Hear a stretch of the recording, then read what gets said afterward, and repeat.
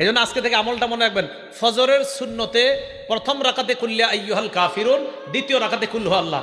আরেকটা সুন্নতে আমলটা করবেন, বলবো? মাগরিবের পরের সুন্নতে প্রথম রাকাতে কুল্লিয়া আইয়ুহাল কাফিরুন, দ্বিতীয় রাকাতে কুল হু আল্লাহ, যদি পারেন। বাকি ফজরের সুন্নতে প্রথম রাকাতে কুল্লিয়া আইয়ুহাল কাফিরুন, দ্বিতীয় রাকাতে কুল হু আল্লাহ। এটার দ্বারা কি উদ্দেশ্য জানেন?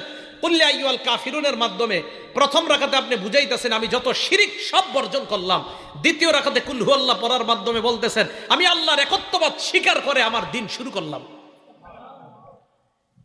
আরেকটা আমল যদি পারেন, যদি সম্ভব হয়, এটা ওলামারা পারবে, আপনারা যদি পারেন আর কি, কোরআন শরীফ মুখস্থ সাধারণদের মধ্যে মুখস্থ করার একটা আয়াত মুখস্থ করতে পারবেন না ইনশাল্লাহ?